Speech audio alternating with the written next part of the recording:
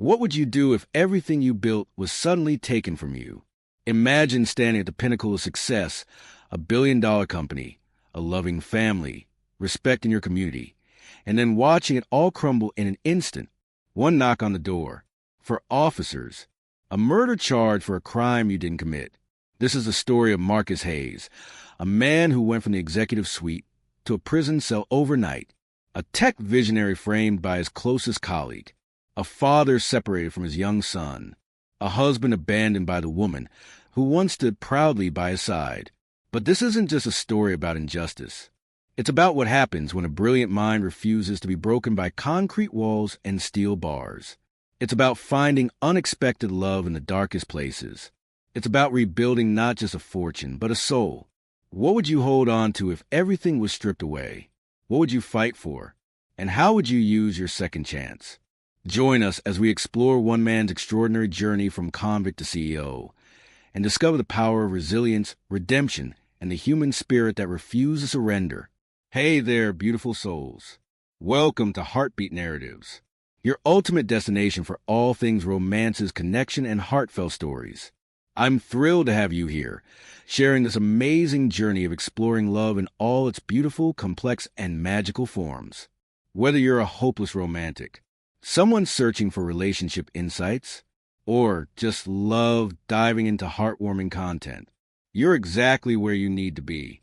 If you're enjoying what you see, I'd be incredibly grateful if you could hit that subscribe button to stay connected with our Heartbeat Narratives community. Drop a like to show some love, support, and motivation. Share this video with someone who might need a little romance in their life. Your support means the world to me and helps us continue creating content that celebrates love, connection, and the beautiful stories that bring us together. Marcus Hayes stood at the floor-to-ceiling windows of his penthouse office, gazing at the Atlanta skyline that he had helped reshape over the past decade. At 42, he embodied success. Founder and CEO of Hayes Technologies, a $4.2 billion company that had revolutionized sustainable energy solutions across 3 continents. His reflection in the glass showed a man at the pinnacle of achievement, tall, confident, with a precisely trimmed beard and eyes that sparkled with quiet satisfaction. "Mr. Hayes, your wife is on line 1. Marcus turned from the panoramic view to smile at his assistant. "Thanks, Elise." He picked up the phone, his tone softening immediately. "Hey, beautiful. How's the most powerful man in tech?" Vanessa's voice was warm honey over the line. "Just wrapping up before Jordan's game. I wouldn't miss it for the world.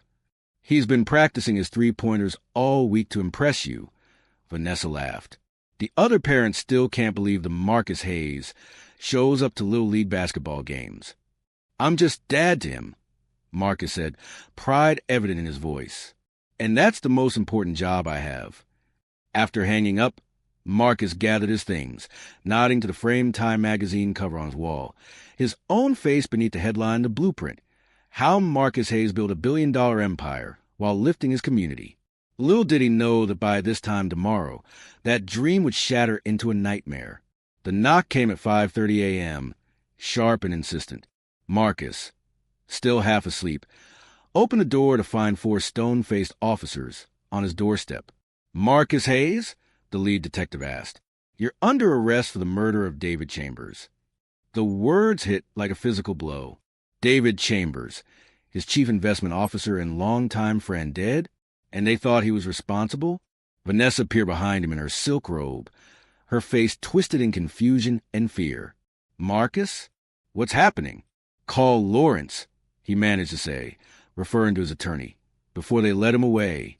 The last thing he saw was Jordan's small face peering from the top of the stairs, eyes wide with incomprehension as he watched his father being taken away.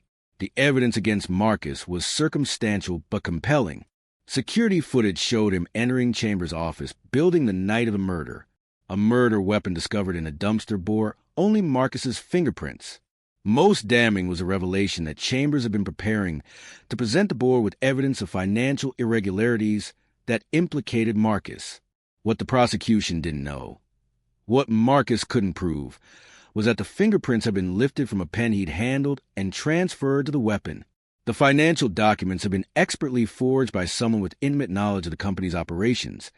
Jeffrey Reynolds, his second-in-command, a man who had always resented living in Marcus's shadow. The trial lasted 6 weeks. The prosecution painted Marcus as a successful man who would eliminate any threat to his empire. The jury deliberated for just 4 hours before returning with their verdict: guilty of first-degree murder. The judge sentenced him to 20 years. His company's stock plummeted. The board of directors voted unanimously to remove him. Within weeks, Hayes Technologies was sold to a competitor for a fraction of its worth. 2 months into his sentence, Vanessa visited with divorce papers and news that she was taking Jordan to California for a fresh start. Her eyes held pity but no love.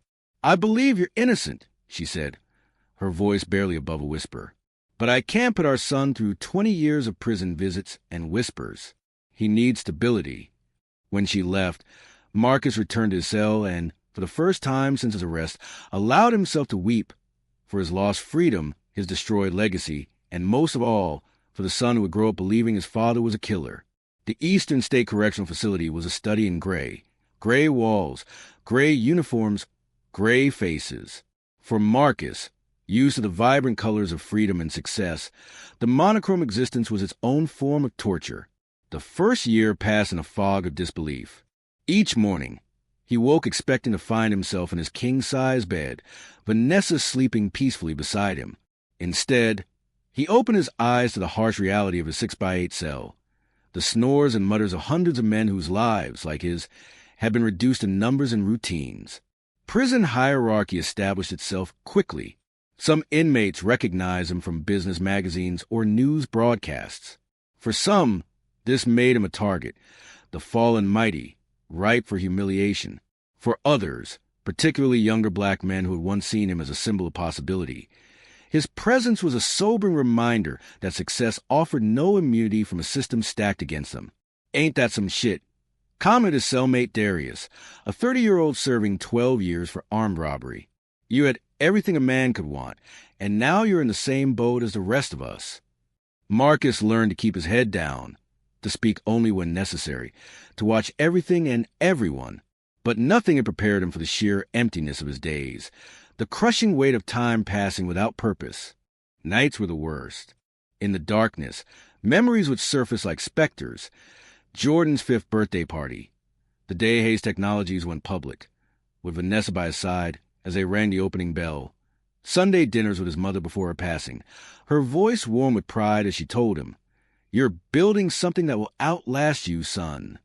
All gone now. His mother had died believing in his innocence. At least, Jordan, only 8 when Marcus was in prison, would have different memories forming now. A life without his father, perhaps a new stepfather in time. The thought was a constant ache. One afternoon in the prison library, Marcus found himself drawn to a book on financial markets. He hadn't touched anything related to business since his conviction. It hurt too much, but something about this volume called to him. He sat at a scarred wooden table and began to read. Hours passed unnoticed as he absorbed the content, his mind firing in ways it hadn't since his arrest. When the library closed, he checked out the book and 3 others, carrying them back to his cell like precious cargo. "What's with the homework?" Darius asked, eyeing the stack. "Just keeping my mind active," Marcus replied. But it was more than that. For the first time in 18 months, he felt a flicker of his old self. The strategic thinker, the problem solver, the man who could see patterns and possibilities where others saw only obstacles. The following week, Marcus was assigned to a new work detail in the prison's education center, assisting with a program that helped inmates earn their GEDs. The supervisor, a weary-eyed man named Garner, had requested him specifically. "You built a billion-dollar company," Garner said bluntly. "Maybe you can help these guys pass basic algebra." The work gave Marcus something he desperately needed: purpose. The men he tutored responded to his patient instruction and genuine interest in their progress. For a few hours each day, he was an inmate number 784, 3921. He was Mr. Hayes, a man with knowledge to share. It was during one of these sessions, 3 years into his sentence, that she first appeared. Lena Bennett entered the education center with quiet confidence, her tailored pantsuit and delicate pearl earrings immediately marking her as an outsider. The room fell into curious silence as Garner introduced her. This is Ms. Bennett. She's starting a new program for inmates interested in entrepreneurship and financial literacy. She'll be here every Thursday. Marcus noticed several things at once, her intelligent eyes scanning the room without judgment. The notebook she carried, worn around the edges from use rather than display. The absence of the nervous tension most visitors exhibited in this environment. "Thank you for having me," she said, her voice clear and measured. "I believe that education is a right, not a privilege, and that economic understanding is a powerful tool for any future you might build." Their eyes met briefly across the room, and Marcus felt something shift, subtle but undeniable, like the first tremor before an earthquake. Lena Bennett had not planned to become emotionally invested in a convicted murderer as the daughter of Senator William Bennett. She had grown up in the spotlight, her every move scrutinized for how it might reflect on her father's political career. Her work with prison education programs had raised eyebrows in her social circle, but her father had supported her passion for criminal justice reform, privately, if not always publicly. After her first session at Easton State, Lena found herself intrigued by the quiet, dignified man who had helped other inmates with their assignments, offering insights that went far beyond the basic curriculum she had prepared. "You're Marcus Hayes," she said when the session ended, remaining behind as the others filed out. "What's left of him?" Marcus replied with a wry smile that didn't reach his eyes. "I followed your case. I never believed you were guilty." Marcus studied her face for signs of mockery or ulterior motive, but found only directness. "That makes two of us." Unfortunately, 12 jurors disagreed. "The evidence was circumstantial at best," Lena said, surprising him with her knowledge of the details. "And the prosecution's timeline had holes large enough to drive a truck through." "Are you a lawyer as well as an educator?" Marcus asked. "Harvard Law, yes. But I prefer teaching to practicing. There's less moral compromise involved." She gathered her materials, then paused. "I'd like to hear your version of events sometime, if you're willing to share it." Their Thursday conversations became the highlight of Marcus's otherwise monotonous weeks. Lena was an attentive listener, asking insightful questions that revealed her sharp legal mind. After hearing his full account, she didn't offer empty reassurances about justice eventually prevailing. Instead, she asked, "Would you allow me to look into your case?" "Why would you do that?" Marcus asked. Lena considered her answer carefully. "Because injustice should never be the final word, and because I believe you have more to offer the world than counting days in this place." 2 weeks later, she returned with news that sent a jolt of electricity through Marcus's veins. She had hired a team of investigators and lawyers to re-examine his case. "My father doesn't know," she confessed. "He'd say I'm being naive or looking for a cause to champion. But this isn't about me, Marcus. It's about the truth." As the months passed, their relationship evolved beyond discussions of his case. Lena brought him books on emerging technologies and market trends, eager to hear his analysis. Marcus shared stories of his life before prison, not the headline achievements, but the smaller moments: teaching Jordan to ride a bike, the corner deli where he drafted his first business plan, the community garden his mother had tended until her arthritis made it impossible. In turn, Lena told him about growing up in the shadow of political power, her mother's early death from cancer, her broken engagement to a man who had ultimately chosen his political ambitions over their relationship. He said loving me was too complicated, she said with a small laugh. Too many cameras, too many opinions. "His loss," Marcus said simply, and the look that passed between them acknowledged what neither was ready to name. Their friendship drew notice. Other inmates made crude comments about the senator's daughter slumming it with prisoners. Guards watched their interactions with suspicious eyes. Garner pulled Marcus aside one day with a warning. "Whatever you think is happening with Miss Bennett, be careful.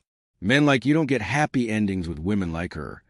But Lena continued to visit, undeterred by whispers or raised eyebrows. During their 5th year of knowing each other, as they sat across from each other in the visitor's room, she reached across the table and placed her hand over his. "I need you to know something," she said, her voice steady despite the flush rising in her cheeks. "What I feel for you isn't pity or some misguided savior complex. It's respect, admiration, and yes, love. I don't expect you to feel the same. Marcus turned his hand beneath hers, entwining their fingers. I've been falling in love with you since you first walked into that classroom, he admitted. I just never thought I had the right to say it. Love doesn't ask for rights, Lena replied. It simply is. In his cell at night, he filled notebooks with business ideas, market analyses, and strategies for rebuilding once he regained his freedom. No longer was he merely surviving his sentence. He was preparing for what came after. 6 years and 8 months into his imprisonment, Lena arrived for her weekly visit with barely contained excitement. We found something, she said, her voice low but vibrant. Reynolds made a mistake. A big one. Marcus felt his heart rate accelerate. What kind of mistake? The kind that proves he framed you. The kind that's going to bring you home. The courthouse steps felt alien beneath Marcus's feet as he emerged into the bright spring sunlight, a free man for the first time in 7 years. The judge's words still rang in his ears. In light of new evidence, this court vacates the conviction of Marcus Hayes and offers a profound apologies for the miscarriage of justice that has occurred. The new evidence had been devastating to the prosecution's case. Jeffrey Reynolds, whose careful framing of Marcus had seemed perfect, had made one critical error, believing all digital traces of his plan eliminated.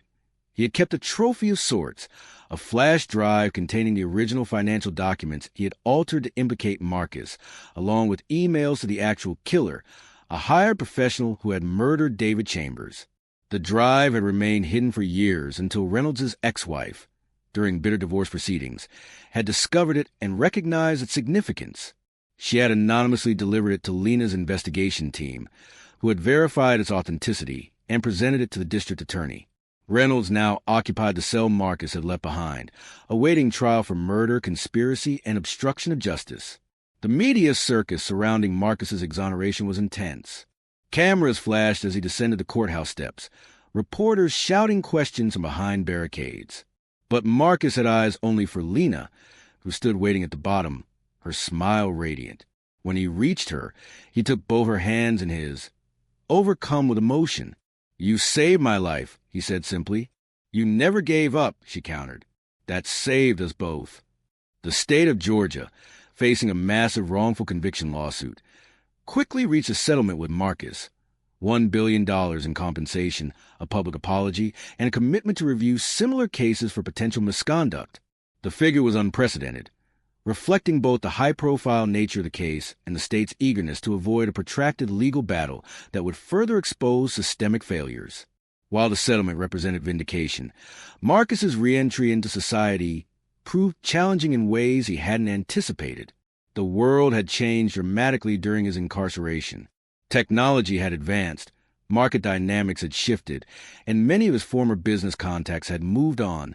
Even basic activities, using a smartphone, navigating social media, adjusting to the constant connectivity of modern life, required adjustment. Nightmares plagued him. Prison scenes bleeding into his waking hours without warning. Crowds made him anxious. Sudden noises could trigger panic responses. A therapist diagnosed him with PTSD and helped him develop coping strategies, but healing would be a long-term process. Through it all, Lena remained his constant. She had taken leave from her teaching position to help him transition, renting a peaceful lakeside property outside Atlanta where they could escape the media attention while he acclimated to freedom. 3 months after his release, Marcus was ready to re-enter the business world. Using a portion of his settlement money, he founded Phoenix Innovations, a technology company focused on sustainable energy solutions with a special emphasis on bringing affordable clean energy to underserved communities. The name was deliberate, a symbol of rebirth from the ashes of his former life. The irony wasn't lost on him that his wrongful imprisonment had ultimately provided the capital that allowed him to pursue this vision without investors or board members who might dilute his mission. Phoenix's launch attracted significant attention, with industry observers watching closely to see if the comeback CEO still possessed the business acumen that had made him successful before. Marcus exceeded all expectations. His years in prison, far from dulling his mind, had given him a unique perspective on both markets and human potential. He made it a point to hire formerly incarcerated individuals, providing opportunities often denied to those with criminal records, even those, like himself, who had been exonerated. His workforce development program became a model study by corporations and policymakers alike. Within 18 months, Phoenix Innovations had secured major contracts across 3 continents. The company's innovative solar panel technology, developed by a team led by an engineer Marcus had met in prison, was revolutionizing access to clean energy in rural areas. When Phoenix went public 2 years after its founding, the IPO was one of the most successful in a decade. Marcus Hayes was once again a billionaire. But this time, his success felt different. Earned not just through business acumen, but through suffering, resilience, and profound understanding of what truly mattered. The email arrived on a Tuesday morning, its subject line cutting to the dozens of business correspondences in Marcus's inbox. Jordan, and I would like to see you. Vanessa, after nearly 8 years of silence. Marcus read the short message 3 times, his emotions cycling rapidly between anger, curiosity, and an uncomfortable twist of nostalgia. Jordan would be 16 now, almost a man, a stranger with his blood. He showed the email to Lena that evening, watching her face carefully for her reaction. "Are you going to meet them?" she asked, her tone neutral. "I don't know," Marcus admitted. "Part of me wants to see Jordan more than anything. But Vanessa," he shook his head. "She made her choice. She made it under impossible circumstances," Lena said gently. "I'm not defending her decision, but I understand it. She was trying to protect your son. By letting him believe his father was a murderer, by removing him from a situation that would have followed him everywhere, school, friendships, his entire childhood. It was an impossible choice, Marcus." The meeting was arranged at a private dining room in an upscale restaurant. Marcus arrived early, his stomach knotted with anticipation. When Vanessa entered, he was struck by how little she had changed. Still elegant, still beautiful, though new lines around her eyes suggested the years hadn't been entirely kind. But it was a young man behind her who captured Marcus's full attention. Jordan was tall, with his father's build and eyes, though he wore his hair in long locks rather than the close-cropped style Marcus had always favored. He moved with the slight awkwardness of teenagers still growing into their bodies, but held himself with unmistakable dignity. "Hello, Marcus," Vanessa said, her voice carrying a tremor she couldn't quite hide. "Vanessa," he acknowledged, then turned his focus to his son. "Jordan." An uncomfortable silence stretched between them until Jordan spoke, his voice deeper than Marcus had imagined it would be. "Mom says I look like you." Marcus smiled, feeling the first crack in the ice around his heart. "You got the better parts." They sat, ordered drinks, stumbled through small talk about the weather in Jordan's school. He was a point guard on the basketball team, taking advanced placement classes, considering colleges with strong engineering programs. "I've followed your company," Jordan said suddenly. "Phoenix Innovations. The solar work you're doing in developing countries is impressive." "Thank you," Marcus replied, surprised and touched. "I'd be happy to show you our lab sometime, if you're interested." "I'd like that," Jordan said, the first genuine smile appearing on his face. Vanessa had remained mostly quiet, but as the main courses arrived, she finally addressed what they had all been avoiding. "I owe you an apology, Marcus. A massive one. I should have believed in you more. Fought harder. Stayed."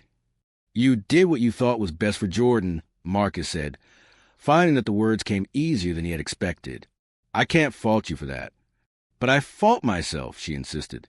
"When the news of your exoneration broke, I was overwhelmed with shame. All those years." Mom cried for days. Jordan interjected. "She told me everything. About how you guys met in college, built your company together, all of it." The conversation shifted then, becoming more relaxed as they shared memories and caught up on the years missed. Jordan showed Marcus photos on his phone, basketball tournaments, science fairs, a recent trip to the Grand Canyon. Marcus found himself laughing at his son's witty commentary, proud of the young man he was becoming. As the evening wound down, Vanessa excused herself to make a phone call, leaving father and son alone for the first time. "Mom's seeing someone," Jordan said after a moment. "Has been for about 2 years. He's okay. A doctor treats her well." "I'm glad," Marcus said, surprised to find he genuinely meant it. She feels guilty about it. About moving on when you couldn't. Marcus considered his words carefully. Jordan, your mother deserves happiness. So, do you? What happened to me was terrible, but it doesn't mean your lives should have stopped. Jordan studied him, his expression serious. Are you happy now? The question caught Marcus off guard with its directness. Yes, he said after a moment. Not in the same way I was before, but maybe in a better way. More authentic. Because of Lena? Marcus smiled. She's a big part of it. She saw something in me worth fighting for when I couldn't see it myself. Jordan nodded thoughtfully. I'd like to meet her sometime. She liked that too. Outside the restaurant. As they said their goodbyes, Jordan surprised him with a hug, awkward but heartfelt. I'm proud that you're my dad, he said, his voice muffled against Marcus's shoulder. Marcus held his son tightly. 7 years of absence compressed into one embrace. I've missed you, son. So much. I know, Jordan replied. But we've got time now, right? All the time in the world, Marcus promised. As he watched them drive away, Marcus felt a sense of closure he hadn't realized he needed. The past would always be part of him, the success, the fall, the years of confinement. But it no longer defined him or limited what might still be possible. As they reached his office, Marcus paused, taking the view of the city where he had experienced his greatest triumphs and his deepest despair. Atlanta had changed during his imprisonment. New skyscrapers, expanded transit lines, revitalized neighborhoods. He had changed, too, in ways both visible and invisible. What are you thinking?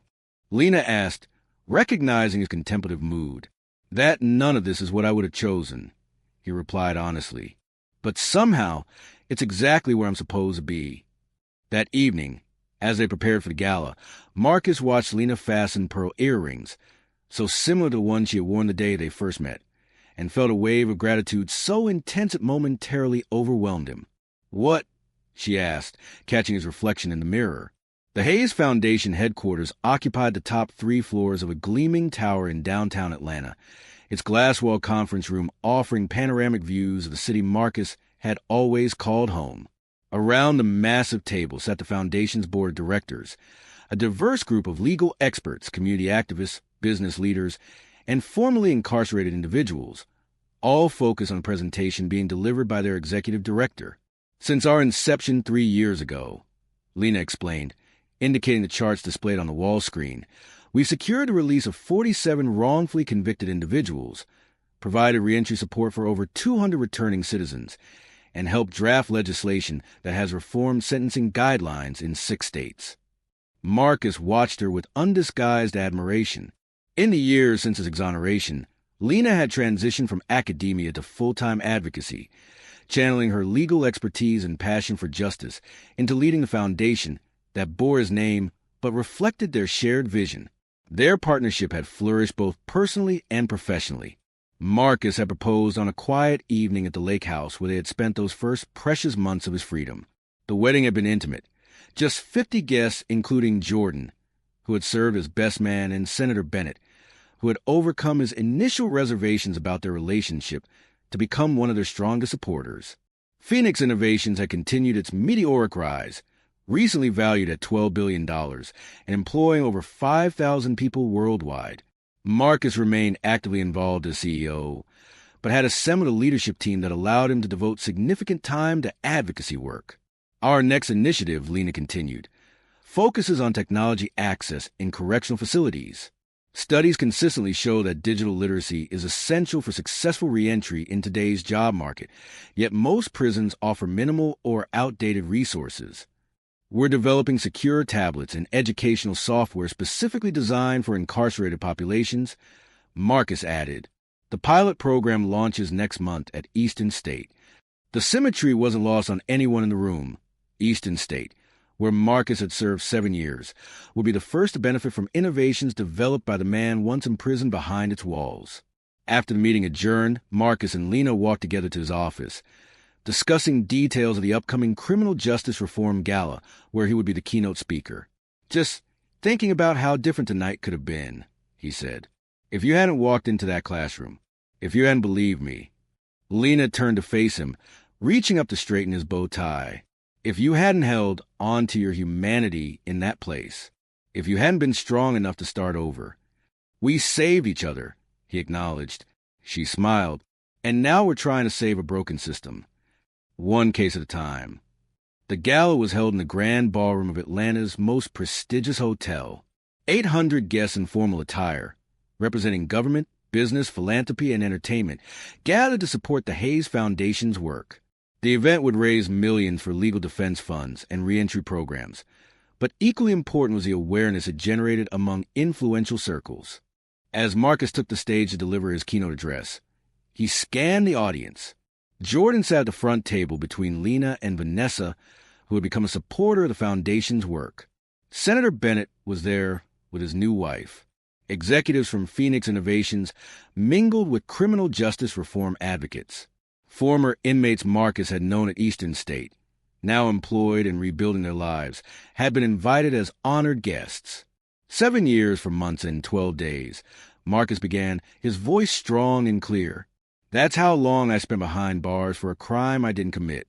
According to the Department of Justice statistics, I'm one of the fortunate ones. My innocence was proven while I was still alive to benefit from it. The room fell silent, hundreds of eyes fixed on him as he continued. Tonight isn't about my story. It's about the thousands of stories we never hear. Men and women separated from their families, their communities, their potential by a system that too often values efficiency over justice, conviction rates over truth. As he spoke about the Foundation's work and future goals, Marcus found himself reflecting on the journey that had brought him to this moment. The losses had been immense. Years of his son's childhood, his first company, his marriage, his reputation. Yet from those ashes had risen something he never could have imagined. A deeper purpose, a more authentic life, and a love that had been forged in the crucible of his darkest hours. The work of justice is never complete, he concluded. But neither is the capacity of the human spirit to rise, to rebuild, and to reach toward more just tomorrow.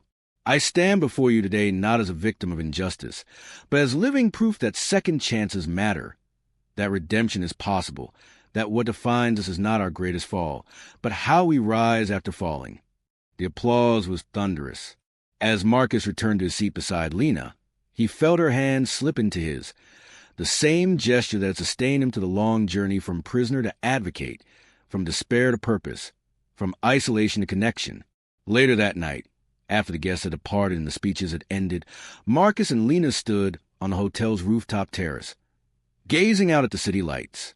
Do you ever wonder what would have happened if Reynolds hadn't made that mistake? Lena asked, if we hadn't found the evidence? Marcus was silent for a moment, considering the question. I'd still be in Eastern State. Jordan would be a stranger. Phoenix would never have existed. But the harder question is, would I be bitter? Would I have given up hope? Would I still be me? You would, Lena said with certainty. That's what I saw in you from the beginning. Something unbreakable. Marcus smiled, drawing her closer. What I wonder about is different. I wonder how many men and women are still in there, equally innocent, equally deserving of freedom, but without a Lena Bennett to fight for them. That's why we do this work. And why we'll never stop, Marcus agreed. Below them, Atlanta stretched out in all directions, a city of second acts and new beginnings. Somewhere in that sea of lights was a prison where Marcus had lost 7 years, the courthouse where he had regained his freedom, the home where his son had grown up without him, and the offices where he had built a new empire from nothing. His journey from convict to CEO had been improbable, a story no one would believe if it hadn't actually happened. But the true miracle, Marcus thought as he looked at the woman beside him, wasn't the restoration of his wealth or status. It was a discovery that even in the darkest places, love could take root and flourish. It was a realization that true redemption came not from vindication, but from using one's own pain to ease the suffering of others. Ready to go home? Lena asked. Marcus nodded, taking her hand. Together, they turned away from the view and toward their future, a future neither of them could have imagined on that day 7 years ago when a former billionaire and a senator's daughter had first locked eyes across a prison classroom, unknowingly setting in motion a story of redemption that would change not only their lives but countless others. In that moment, Marcus knew with absolute certainty that while his first fortune had been built on ambition, his lasting legacy would be built on something far more powerful: the unbreakable human capacity for resilience, for love, and for transformation, even in the face of the greatest injustice.